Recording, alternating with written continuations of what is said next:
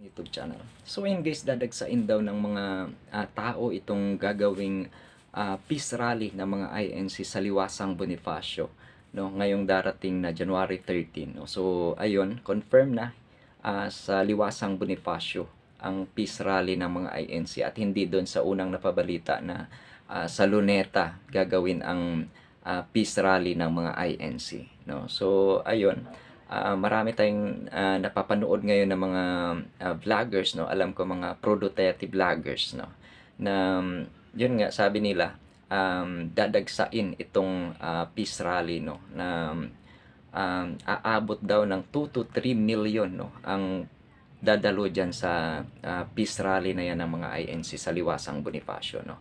So ayun, nakapagtataka lang at napapaisip ako, bakit sa Liwasang Bonifacio na napakaliit lang ng area na yon, no, bakit hindi na lang doon sa Luneta, no, na sobrang lawak yun doon, no, diba? So hanggang doon sa Quirino Grandstand, diba?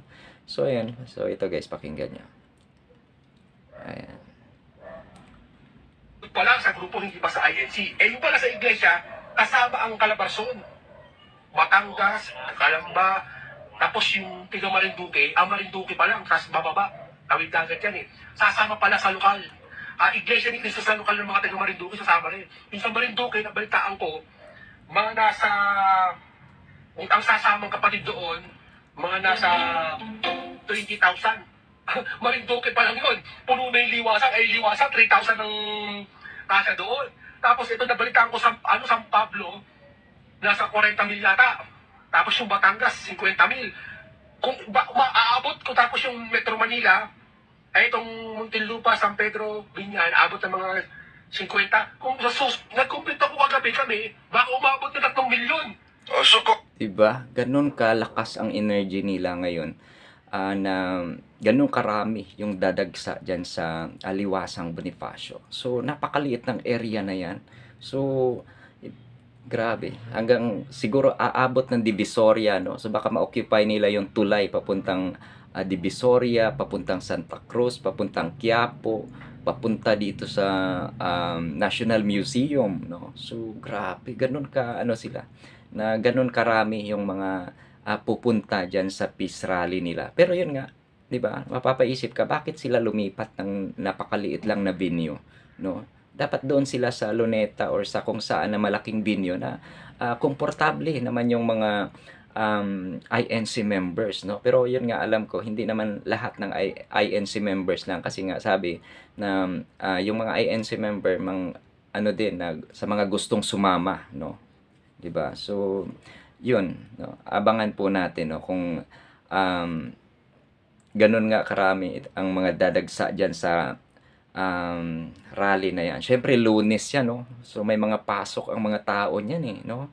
So yung iba, diba, so unahin talaga muna yung pamilya, kailangan mo na magtrabaho, diba? So kaysa naman sasama dyan, so diba, hakutin mo yung buong pamilya mo dyan para lang ano. So pag 3 million, grabe yung gastos niyan, di ba, sa pagkain. So hindi pwedeng isasama mo lang diyan sa rally para magsigaw-sigaw lang diyan, di ba? So kailangan mo yang pakainin, painumin. So, di ba?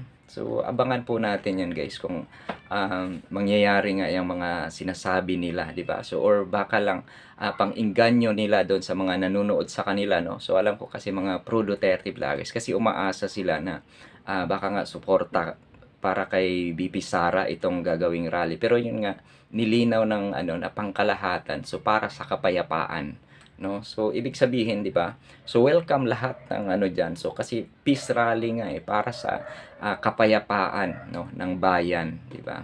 So di ba, wag silang mag-assume, di ba? So ganun. So yun lang, guys, abangan po natin yan, guys, no. So, thank you so much for watching. Bye-bye. God bless. Love you all.